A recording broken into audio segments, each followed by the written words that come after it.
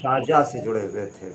حضرات، چند لمحے کے لیے ایک ایسے ناظم، ایک ایسے مقرر کو میں آواز دوں جو الہ آباد سے اٹھ کر کے پوری دنیا مدحت میں اپنی پہچان رکھتا ہے۔ میری گزارش ہے جناب انیس جائسی صاحب سے، جناب انیس جائسی صاحب سے گزارش ہے کہ وہ چند کلمات۔ اعوذ باللہ من الشیطان اللعین الرجیم، بسم اللہ الرحمن الرحیم، الحمد للہ الذی ہدانا لہذا وما كنا لنہتدی لولا ان ہدانا اللہ، لقد جاءت رسل ربنا بالحق، الصلاۃ والسلام علی رسول الثقلین ومحبوب رب المغربین والمشرقین، جد الحسن والحسین بالقاسم محمد وآل بیتہ من یومنا هذا الى قیام یوم الدین، اما بعد فقد قال اللہ تبارک وتعالی فی کتاب المجید والفرقان الحمید وقولہ الحق وهو اصدق الصادقین۔ بسم اللہ الرحمن الرحیم، الا بذکر اللہ تطمئن القلوب۔ صلوات بھیج دیں۔ اللهم صل على الا بذکر اللہ تطمئن القلوب۔ ارشاد پروردگار کہ تم اس بات کو سمجھ لو کہ اللہ کی یاد سے دل کو اطمینان ملتا ہے۔ عزیزان محترم، میں نے جس آیت کو سرنامہ کلام قرار دیا ہے اس میں دل کے اطمینان کی بات اور اس کا ذریعہ اللہ کی عبادت اور اللہ کے ذکر کو بتایا ہے۔ عزیزان محترم، ہم بہت محترم زمانے میں اور محترم لوگوں کے درمیان پیدا ہوئے کہ ہم کو پروردگار نے ہر لمحہ اپنے ذکر سے غافل نہ ہونے کی تعلیم دی۔ ہمارے بزرگ علماء کے ذریعے سے، دین کے ذریعے سے اور بزرگ شعراء کے ذریعے سے ہم ذکر پروردگار نماز کو نہیں کہتے۔ ہر لمحہ نماز پڑھا نہیں جا سکتا، نماز کو بھی ذکر پروردگار کہتے ہیں، لیکن ان یادوں کا ذکر کرنا بھی ذکر پروردگار ہے، ان باتوں کو بھی ذکر پروردگار کہتے ہیں جس ذکر کو پروردگار خود پسند کرتا ہے۔ وہ ذکر کیا ہے؟ نماز اس کا ایک اہم حصہ ہے، لیکن اس کے علاوہ جس ذکر کو پروردگار اپنا ذکر سمجھتا ہے وہ ذکر اہل بیت ہے، اور وہ ذکر اہل بیت کرنا ایک بہت بڑی سعادت کا مقام ہے۔ ہر انسان کو ذکر اہل بیت کرنے کی سعادت نہیں حاصل ہوتی۔ جس انسان کو بھی پروردگار اپنے اس عظیم ذکر میں شامل کیا کہ وہ اللہ کا ذکر کرے، اہل بیت کا ذکر کرے، وہ اس انسان کے لیے بہت بڑی سعادت کا مقام ہے۔ یقین جانیے اللہ کی عبادت دل کو اطمینان بخشتی ہے۔ جس شخصیت کے بارے میں آج کا یہ مسالمہ منعقد کیا گیا ہے، اگر اس کی ذات کو اور اس کی حیات کو دیکھا جائے تو یہ آیت اس پر صادر ہوتی ہے کہ ہر لمحہ وہ ذکر پروردگار میں مشغول رہتے تھے، عبادت پروردگار بھی کرتے رہتے تھے، اور اس کے بعد زندگی کا ایک ایک لمحہ اس شخصیت کا صرف اور صرف ذکر پروردگار میں گزرا ہے۔ ذکر اہل بیت کے ذریعے وہ ذکر پروردگار کو دنیا کے سامنے پیش کرتے تھے، اور خود پروردگار کہتا ہے کہ اگر تم میرے ذکر کو کسی کمرے کے اندر بیٹھ کے گوشہ عافیت میں بھی کرو گے تو میں تمہارا ذکر پوری دنیا کے سامنے تمہارا ذکر کر کے بتاؤں گا کہ یہ بندہ وہ ہے کہ جو میرا ذکر گوشہ عافیت میں کرتا ہے۔ اور یقین جانیے جن لوگوں کی بلندی دنیا میں ملتی ہے وہ یقیناً کہیں نہ کہیں پروردگار کا ذکر ہر لمحہ کرتے ہیں، ہر لمحہ اہل بیت کا ذکر کرتے ہیں۔ اور اگر وہ چاہے جناب ابراہیم ہوں جو پروردگار کا ذکر کر رہے ہیں تو پروردگار ان کو عظمتوں سے نواز رہا ہے، چاہے مولا کائنات ہوں، اگر پروردگار کا ایک ایک اور پروردگار ان کو عظمتوں سے نواز رہا ہے۔ اور اس کے بعد ایک سلسلہ ہے جو ائمہ معصومین کے بعد آج تک باقی اور ہے، جاری اور ساری ہے۔ اسی ذکر پروردگار اور اسی ذکر اہل بیت کو کبھی دار پر سے کیا گیا ہے، کبھی گلے کٹتے رہے، لیکن یہ ذکر پروردگار اور ذکر اہل بیت کبھی ختم نہیں ہوا. یہی وجہ ہے کہ انسانوں نے اپنی زندگی کو قربان کیا ہے لیکن ذکر پروردگار اور ذکر اہل بیت کو کبھی فراموش نہیں کیا. اور یقین جانیے اسی ذات کا ذکر ہم کر رہے ہیں کہ جس نے ہر لمحہ منع صاحب کی شخصیت محتاج تعارف نہیں ہے. آج مرنے کے بعد یقیناً کوٹ ہزاداری کا شکر گزار ہوں کہ اس نے اس عظیم شخصیت کا ذکر کر کے ہم کو موقع فراہم کیا ہے کہ ہم اس عظیم ہستی کے ذکر میں شامل ہو سکیں جو اب ہمارے ساتھ نہیں ہے. یقین جانیے پروردگار نے اور اہل بیت نے ایک نمونہ حیات بنایا ہے اور یہی وجہ ہے کہ خود قرآن ارشاد فرماتا ہے لقد کان لکم فی رسول اللہ اسوۃ حسنہ. تم میرے رسول کی سیرت پر عمل کرتے جاؤ اور اپنی زندگی کو اچھا اور خوبصورت بناتے جاؤ. اگر اس پر پیروی کرنے والا کوئی شخص ہے تو ہماری دنیا میں بہت سے ایسے افراد ہیں جنہوں نے اس سیرت اور اس اسوے کو اپنی زندگی کا محصل اور مقصد بنایا ہے. اسی میں ایک ذات ہیں منع صاحب، نسیم صاحب، جنہوں نے اپنی زندگی صرف اور صرف رسول اور آل رسول کی بتائی ہوئی تبلیغات کے ذیل میں اپنی زندگی کو گزارا. اور یقین جانیے اسلام کہتا ہے کہ تمہارے پاس جو سب سے بڑی دولت ہے وہ تمہارا ایمان ہے اور ایمان ہی مومن کی سب سے بڑی دولت ہے. اور ایمان کے جو جز ہیں اس میں انکساری ایک اس کا پہلو ہے. خوشی کے ساتھ کسی سے ملنا اس کا ایک دوسرا پہلو ہے. یہ سارے پہلو اگر کسی ذات میں پائے جاتے تھے تو وہ منع صاحب تھے. میرا تو سابقہ سال میں 5 یا 6 بار نظامت کے ذریعے کہیں نہ کہیں ان سے ملاقات ہوتی تھی.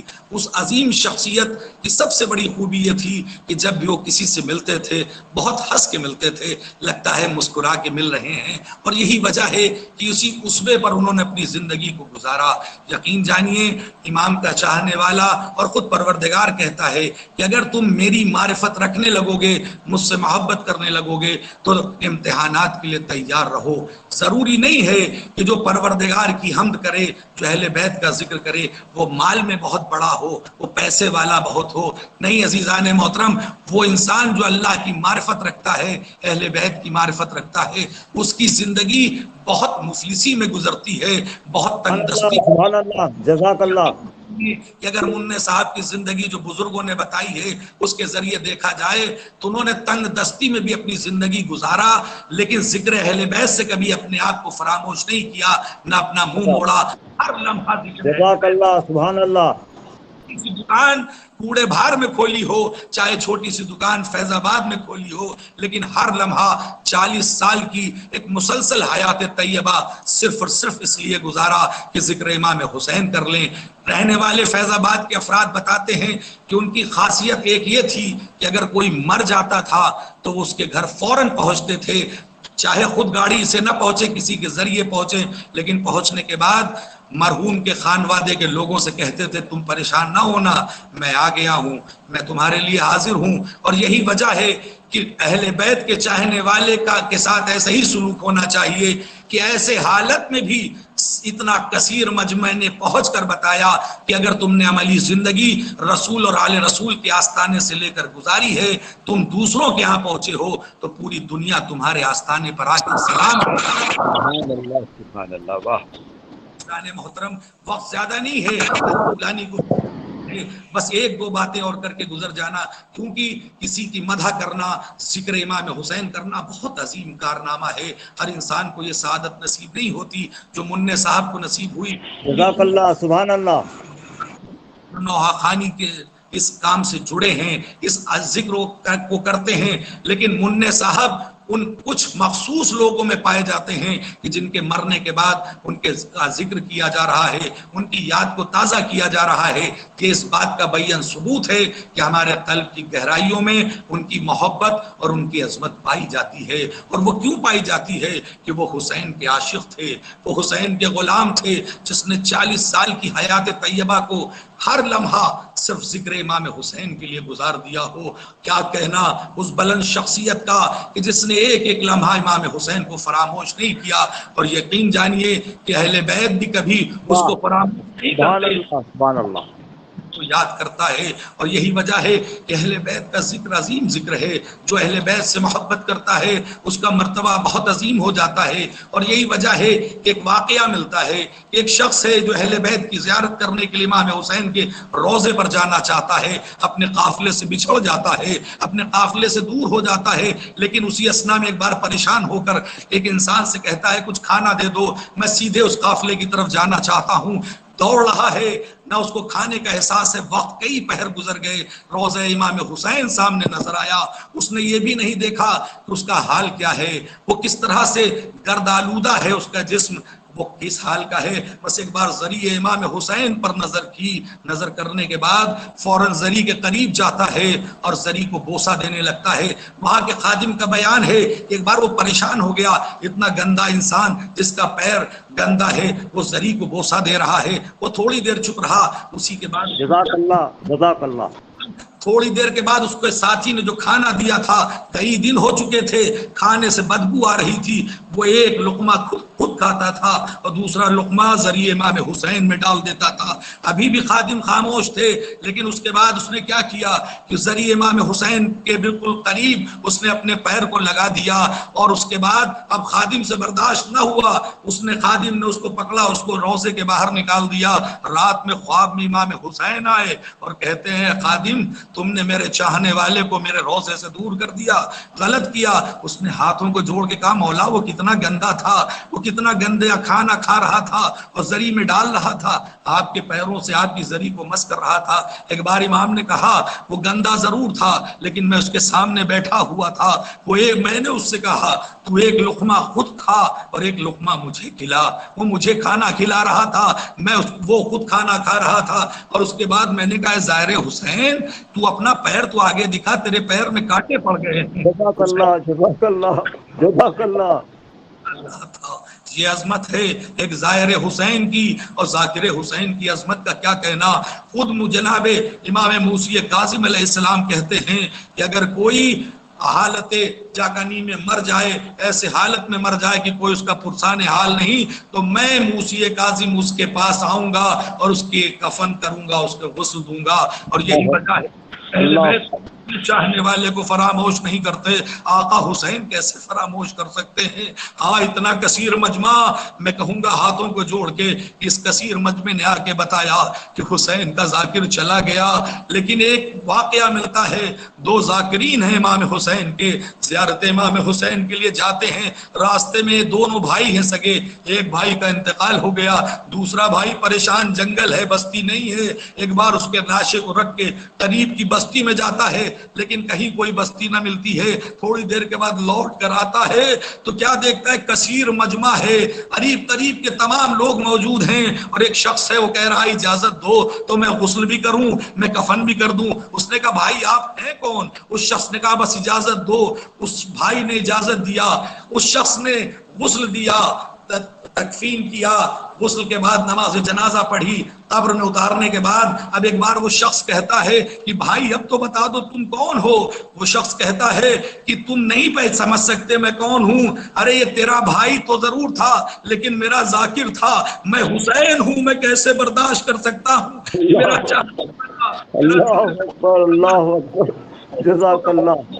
میں خانوادے کے تمام لوگوں کے سامنے ہاتھ جوڑ کے کہوں گا, مرحوم کے بیٹے اور بیٹی سے کہوں گا کہ آپ خوش نصیب ہیں کہ ایسے کورونا کے حالت میں بھی آپ کے بابا کو دفن کرنے والا اتنا بڑا مجمع ملا. لیکن سوچئے جس کے ذاکر تھے, جس کے نوحہ خان تھے, اس کا بیٹا ہے, حسین کا جنازہ ہے, کوئی دفن کرنے والا نہیں ہے. ایک بار سے کر کے کہا اے پھوپھی اماں, انہوں نے اپنے مشتہائے نجس دفن کر دیے, میرے بابا کا بے گورو کفن لاشا پڑا ہے. یقیناً امام حسین کی عظمت کو سلام. آپ تمامی حضرات سے گزارش ہے کہ ایک مرتبہ سورہ الحمد اور 3 مرتبہ سورہ توحید مرحوم نسیم عباس رضوی صاحب میرے بھائی سے کوئی سال